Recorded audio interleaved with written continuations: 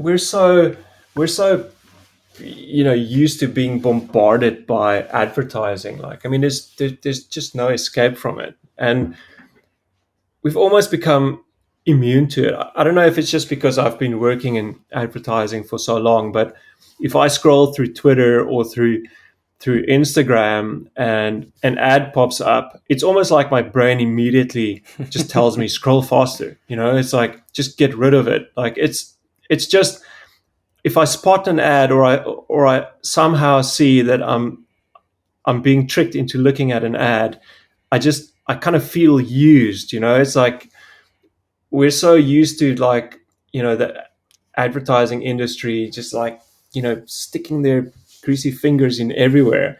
um, and I know, like, I mean, I work in that industry, so maybe I'm like extra cynical about it, but I think the cool thing about this is my escape from that. So I'm not trying to sell someone something, like, my my my sole purpose is, I want to make something, and I want to see if someone enjoys it, and that's all they need to get from it.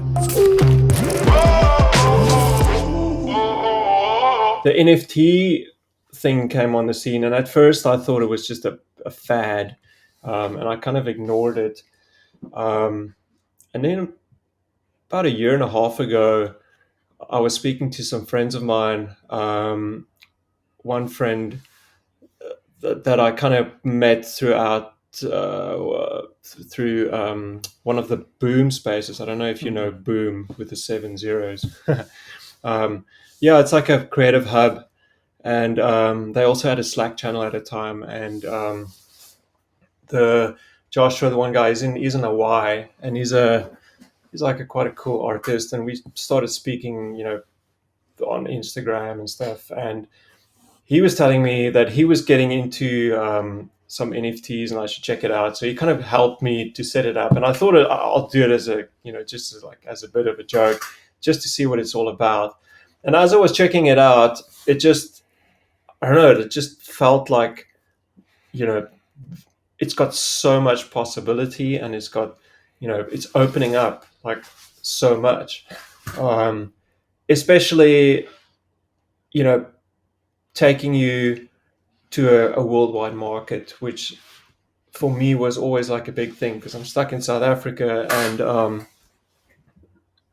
I'm doing, odd stuff, like, let's face it, my work isn't really, the run of the mill South African art market kind of stuff. It's like I've got a very small group of people that like my stuff, and most of them are overseas. It's like it's other artists and other illustrators, and if you're catering for such a small market, it's really difficult to just try and make a living in your own country, especially a country like South Africa that's really small. I mean, like, the the number of people who are, in a privileged position to spend Yes. money on art is so small. And if you're trying to make a living off of that, you're not gonna make it. There's a sort of, in a way, a globalization of people being able to see art and connect to art from around the world. And I think kind of NFTs, in a way, have unlocked a feeling of value. There's been things like deviant art and, lots of kind of platforms over the years, but they were almost, it feels like they were missing something that allowed digital artists to sort of connect to people and allow those people to collect their work in a sort of meaningful way. And it feels like this technology has allowed that to happen, which, like you say, has allowed somebody like you to reach an audience across the world, which is probably quite small compared to the global market, but it's big enough for you to actually create something and earn decent money. I think in the pre-call you mentioned to me that you earned more off your NFT work than you did after a decade or more kind of in the traditional gallery space, which I find quite fascinating. Why do you think that is? It's now actually at a point where it's an incentive to make more, and I think that's kind of the point where these things actually have a purpose. If it does give you a reason to make more art and to make better stuff. Um, because like you can only make so many things for Instagram and live on the likes, because the whole reason for doing something of your own, as like for instance an animation that I would put on Instagram and I would get people liking it, maybe I'll get like 5 new followers or whatever, but the only incentive is that I can use that to get interest in my work so that someone can hire me to Mm. do an ad or something like that. That's always been the only way that you can kind of incentivize that, where now you can literally make that thing that you would have thought would be just something that gives you some sort of following, and that could be the thing that you sell. That's Mm. the end result. It's not the means to the end. Artists like yourself, where I think a lot of your, well, what I appreciate in your work is the feels like the characters and the scenes are designed for motion. So when you animate them, they kind of fulfill, almost like the vision that you're seeing in your head. Well, that's at least how I perceive it. And it feels like NFTs are a great Yeah, platform or a great way of selling something like animation and motion, which has never really kind of existed before. or my definition of art is something that you do, out of your own will, not for the sole purpose of selling, some sort of thing, but you're doing it for the sake of making that thing. And if you can sell that, then it's great. But if you're making that thing to try and cater to someone's, buying pattern, then I feel you're kind of moving away from art again. Um, So I've been trying to do that, even like in this space where you are making something and you're hoping you can sell it, which will give you some sort of reason to keep making that, but you still want to retain that authenticity of making the thing for the sake of making that thing. Um, and the fact that the market is now so much bigger means that niche group of people who does appreciate that um, becomes like bigger to an extent that it might be enough, where previously it just wasn't. If your fan base is people like myself, who are also artists and illustrators and people like that, I mean, we're not investors, we're not people who go to art fairs and drink champagne and blow a couple of grand on a investor piece. Mm. Like, we like stuff because we like it. And if you buy something, first of all, you need to be able to afford it, and you also want to feel like you're getting something unique. Something that's not just a JPEG, but you get some sort of limited edition of something. So you do still feel like you're getting something substantial, something that has value. Um, but yeah, I think it's a great entry level into the art market that hasn't been there before. I mean, it might have been there in terms of like Mm. like prints, like but even prints are expensive, like, and sending a print from South Africa overseas costs more Yes. than the actual print. So it's a logistical solve as well. You've carried that same thinking from your artwork of making something sort of beautiful and authentic, and your initial sort of entry into the world of kind of NFTs was one of one artworks, like editioned artworks, like you were talking about. And then you built up to the Punk series, which is a generative PFP collection.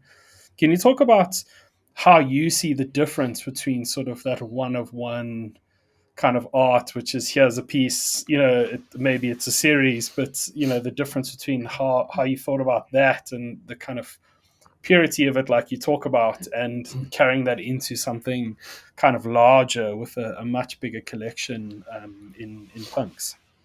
Yeah, I mean, the Punks collection was a first for me. It's definitely something I had to learn and think about for a while. Um, at first, I wasn't keen on doing something like that because I I kind of saw it as, well, everything I saw at the time that was out there was really repulsive, to put it lightly. Like you see kind of terrible drawings of terrible things that are just like altered slightly by an algorithm, and they slap 500 different colors of hair on there, and then they sell it as like new unique items, and I just didn't want to do anything like that. But then um, I started working with these two guys, Captain Punks and Plunder, and kind of they had like a really cool idea of doing something that isn't like that. Because I told them like I don't want to go that route, and they were keen on building a whole system that we can make something unique that still feels bespoke. Um, so I was really keen on trying that because I felt that I love doing characters. That's like one of my favorite things. Is doing characters and doing like different characters.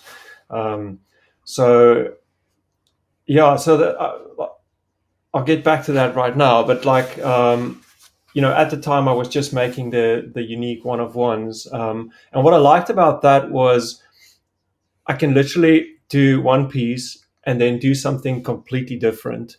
I don't have to work in a series. I can be inspired by some sort of 70s sci-fi vibe, do something like that, and then after that like do something completely different, like a more humorous like animation or something. And that did give you the freedom to kind of play around like that, and also everything you make is completely unique.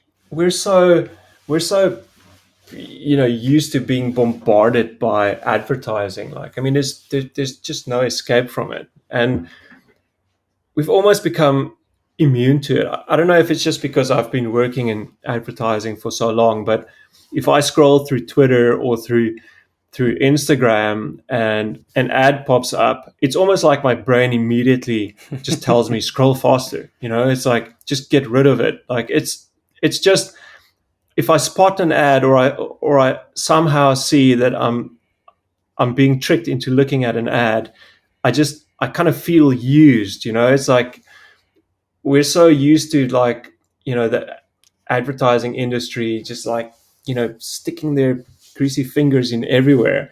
And I know, like, I mean, I work in that industry, so maybe I'm like extra cynical about it, but I think the cool thing about this is my escape from that. So I'm not trying to sell someone something, like my sole purpose is I want to make something and I want to see if someone enjoys it, and that's all they need to get from it. It's very important for me to retain as much as that as possible. So, like I want to still feel that energy, regardless of where this is going. I don't want to get to a point one day where I'm just, like we have to make X amount of, like NFTs this month, and I have to sell them for at least, so much. And this is kind of the plan, the business plan to catch that goal, because I think then